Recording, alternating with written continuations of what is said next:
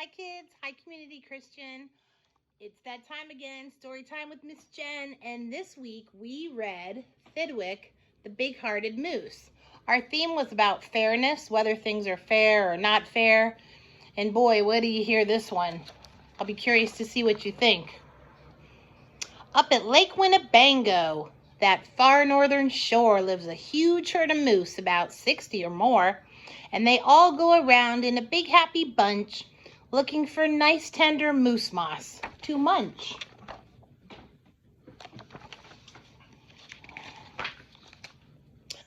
Up at Lake Winnebago one day they were lunching, just strolling along and enjoying their munching. For the moose moss that day was especially fine, when it happened that Thidwick, the last moose in line, saw a binglebug sitting. The bug called out, "Hey! It's such a long road and it's such a hot day. Would you mind if I rode on your horns for a way?" "Of course not," smiled Thidwick, the big-hearted moose. "I'm happy my antlers can come of some use. There's room there to spare and I'm happy to share. Be my guest and I hope that you're comfortable there." So the binglebug picked out a very nice, easy seat, and the moose went on looking for more moose moss to eat. So he found his little corner up there. Well, an hour or so later, the bug heard a squeak, and he heard the small voice of a tall spider speak. It was a tree spider. "I say," said the spider, "you've got a fine place. That moose seems quite friendly, has such a nice face. If I got on too, do you think he would mind?" "Hop aboard," laughed the bug, "and I think that you'll find that the moose won't object. He's the big-hearted kind." "I accept," said the spider with joy and delight, and he started a web on the horn to the right.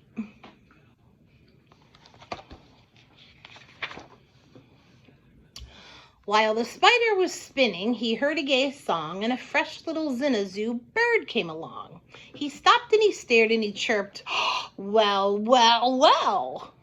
What a smart place to build! What a great place to dwell! I've been living on trees ever since I was born. But here's something new. Why not live on a horn? If there's room there for two, then there's room for three." "There's plenty of room," laughed the bug, "and it's free." Thidwick stopped walking. What was all that talking? These guests had caught Thidwick the moose unawares. "Hey," he called out, "what goes on there upstairs?"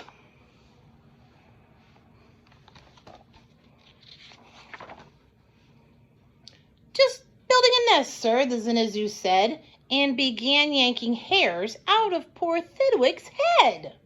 And he plucked out exactly 204. "Don't worry," he laughed, "you can always grow more."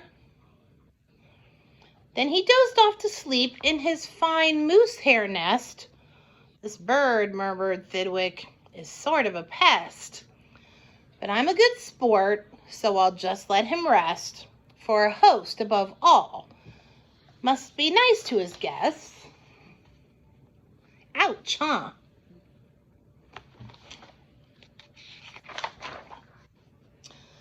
Besides, now it's getting quite late in the day, and surely tomorrow they'll all go away. But alas, the next morning the sun's early light brought to Thidwick's sad eyes a most unwelcome sight. "Meet my wife," said the bird. "I was married last night, and perhaps by the way I should mention to you that her uncle is coming to live with us too." "You're a fine host, so I knew you'd be willing."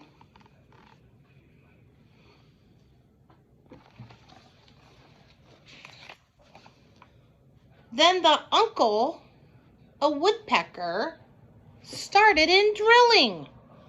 All Thidwick's friends shouted, "Get rid of those pests." "I would, but I can't," sobbed poor Thidwick. "They're guests." "Guests indeed," his friends answered, and all of them frowned. "If those are your guests, we don't want you around. You can't stay with us, 'cause you're just not our sort." And they all turned their backs and walked off with a snort.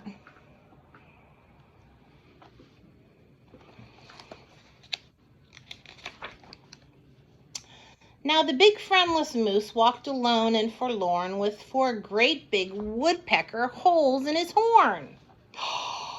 "What holes!" whispered Herman, a squirrel who spied 'em. "What holes to hide nuts in! Mind if I try 'em?" "They're yours," called the woodpecker. "Get right inside 'em. This big-hearted moose runs a public hotel. Bring your nuts, bring your wife, bring your children as well." So the whole squirrel family all jumped on pell-mell.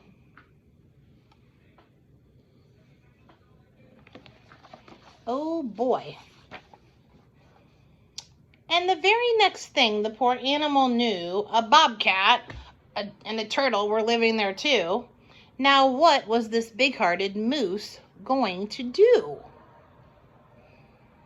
Well, what would you do if it happened to you? You couldn't say scat, because that wouldn't be right. You couldn't shout scram, because that isn't polite. A host has to put up with all kinds of pests, for a host above all must be nice to his guests. So you'd try hard to smile, and you'd try to look sweet, and you'd go right on looking for moose moss to eat.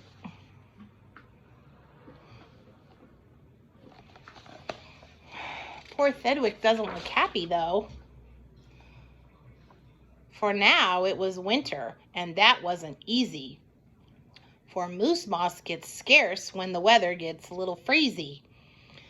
The food was soon gone on the cold northern shore of Lake Winnebago. There just was no more. And all of Thidwick's friends swam away in a bunch to the south of the lake. There's moose moss to munch. He watched the herd leaving, and then Thidwick knew he'd starve if he stayed here. He'd have to go too.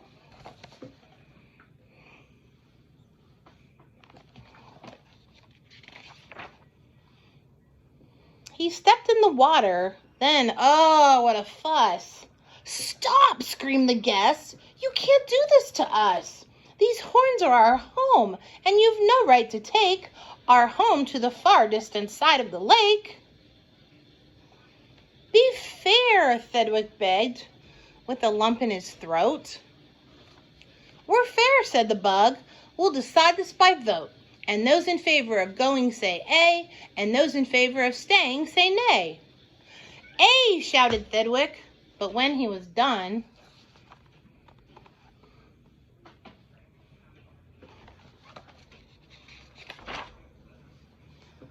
"Nay!" they all yelled.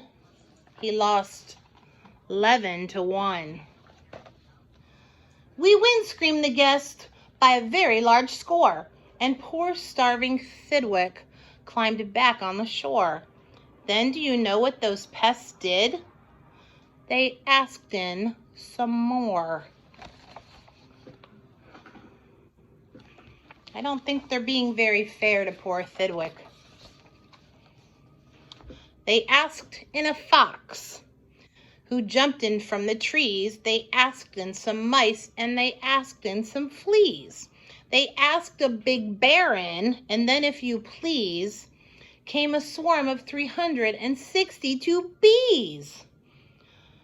Poor Thidwick sank down with a groan to his knees, and then came something that made his heart freeze. Look at all that on his horns. Poor Thidwick.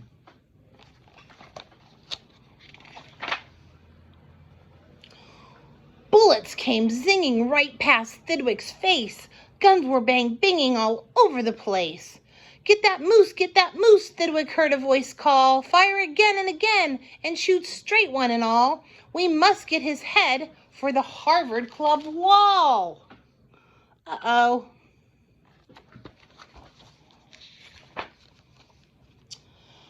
Thidwick took to his heels with that load on his head. With 500 pounds on his horns, the moose fled. He could have run faster without all those pests, but a host above all must be nice to their guests. Up canyon, off cliff, over wild rocky trail, with bullets bouncing around him like hail, up gully, through gulch, and down slippery sluice, with his hard-headed guests raced the soft-hearted moose.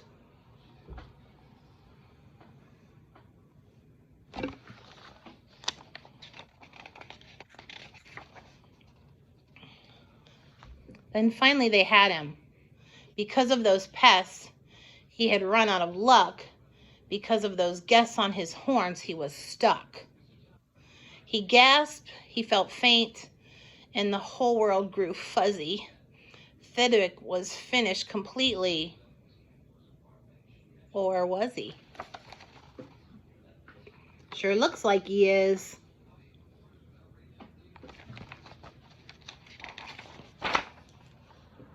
Finished? Not Thidwick. Decidedly not. It's true he was in a most terrible spot, but now he remembered a thing he'd forgot.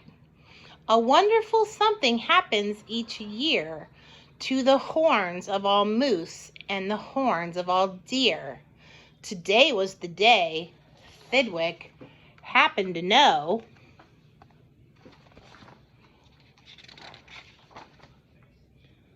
The old horns come off so that new ones can grow. Yay! And he called to the pests on his horns as he threw 'em. You wanted my horns, now you're quite welcome to 'em. Keep 'em, they're yours. As for me, I shall take myself to the distant side of the lake.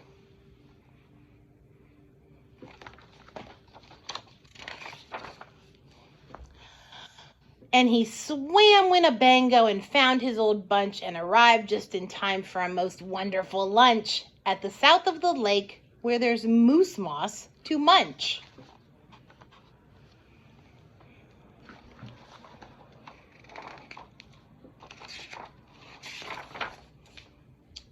His old horns today are where you knew they would be. His guests are still on them, all stuffed as they should be.